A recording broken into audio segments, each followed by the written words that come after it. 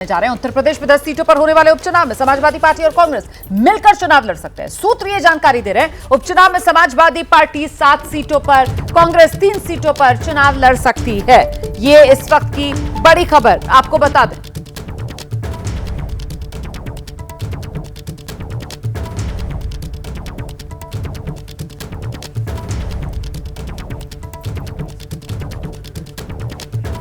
हम सीधे आपको लेकर चलते हैं। हमारे साथ हमारे सहयोगी आशीष इस वक्त मौजूद हैं और जरा जानते हैं आशीष से, मतलब लोकसभा चुनाव वाला गठबंधन एसपी और कांग्रेस वाला उत्तर प्रदेश में अभी आगे और जारी रहने वाला है, ये तस्वीर साफ हो रही है। जी हाँ, बिल्कुल।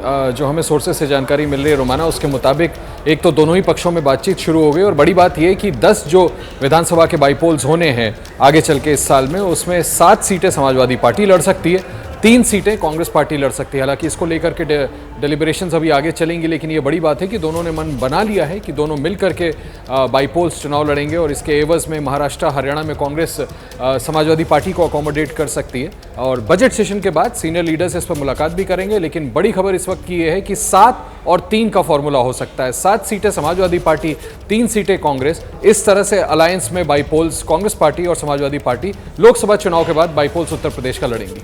ये फर्क हम समझ सकते हैं यहाँ पर आशीष, क्योंकि इसी तरीके से इंडिया गठबंधन में साथ ही आम आदमी पार्टी भी, लेकिन पहले दिल्ली चुनाव तो चलिए बात की बात है, पहले तो हरियाणा में विधानसभा चुनाव हो रहा है और उत्तर प्रदेश में जो उपचुनाव हो रहा है वहां कांग्रेस और समाजवादी पार्टी साथ आ रही है, लेकिन आम आदमी पार्टी और कांग्रेस ये अपनी राहें जो है वो जुदा कर चुकी है, बाकायदा इसका ऐलान कर चुकी है कि अब हम साथ नहीं है, हम विधानसभा चुनाव अलग अलग लड़ेंगे। तो ये विरोधाभास किस तरीके से देखा जाए? देखिए, मुझे लगता है कि उत्तर प्रदेश में जो लोकसभा चुनाव के समय अलायंस करके उसका जो राजनीतिक फायदा मिला वो मोटिवेट करता है इन दोनों पार्टीज को कि क्यों ना बाईपोल भी मिलकर के लड़ें।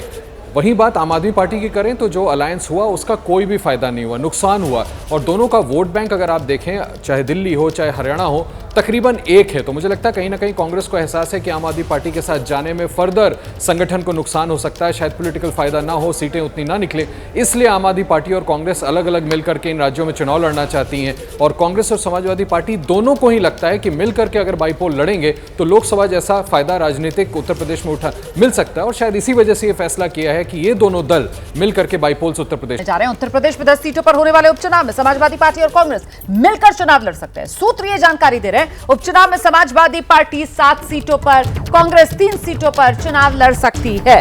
ये इस वक्त की बड़ी खबर आपको बता दें।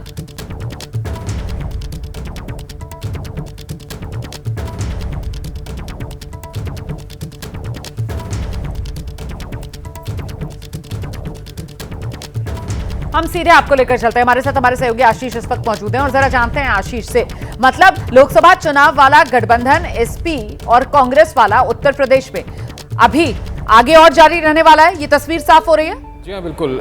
जो हमें सोर्सेज से जानकारी मिल रही है रोमाना, उसके मुताबिक एक तो दोनों ही पक्षों में बातचीत शुरू हो गई और बड़ी बात यह है कि 10 जो विधानसभा के बाईपोल्स होने हैं आगे चल के इस साल में, उसमें 7 सीटें समाजवादी पार्टी लड़ सकती है, 3 सीटें कांग्रेस पार्टी लड़ सकती है। हालांकि इसको लेकर के डेलिब्रेशंस अभी आगे चलेंगी, लेकिन ये बड़ी बात है कि दोनों ने मन बना लिया है कि दोनों मिलकर के बाईपोल्स चुनाव लड़ेंगे और इसके एवज में महाराष्ट्र हरियाणा में कांग्रेस समाजवादी पार्टी को अकोमोडेट कर सकती है। और बजट सेशन के बाद सीनियर लीडर्स इस पर मुलाकात भी करेंगे, लेकिन बड़ी खबर इस वक्त की ये है कि 7 और 3 का फॉर्मूला हो सकता है। 7 सीटें समाजवादी पार्टी, 3 सीटें कांग्रेस। इस तरह से अलायंस में बाईपोल्स कांग्रेस पार्टी और समाजवादी पार्टी लोकसभा चुनाव के बाद बाईपोल्स उत्तर प्रदेश का लड़ेंगी।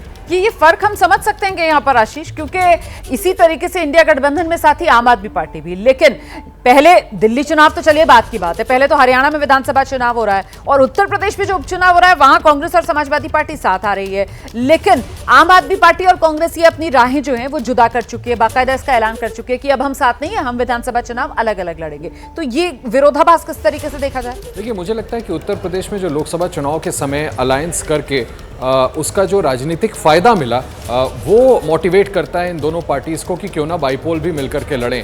वही बात आम आदमी पार्टी की करें तो जो अलायंस हुआ उसका कोई भी फायदा नहीं हुआ, नुकसान हुआ। और दोनों का वोट बैंक अगर आप देखें, चाहे दिल्ली हो चाहे हरियाणा हो, तकरीबन एक है। तो मुझे लगता है कहीं ना कहीं कांग्रेस को एहसास है कि आम आदमी पार्टी के साथ जाने में फर्दर संगठन को नुकसान हो सकता है, शायद पॉलिटिकल फायदा ना हो, सीटें उतनी ना निकले, इसलिए आम आदमी पार्टी और कांग्रेस अलग अलग मिलकर के इन राज्यों में चुनाव लड़ना चाहती हैं। और कांग्रेस और समाजवादी पार्टी दोनों को ही लगता है कि मिलकर के अगर बाईपोल लड़ेंगे तो लोकसभा जैसा फायदा राजनीतिक उत्तर प्रदेश में मिल सकता है। और शायद इसी वजह से ये फैसला किया है है कि ये दोनों दल मिलकर के बाईपोल्स उत्तर प्रदेश में लड़ेंगे।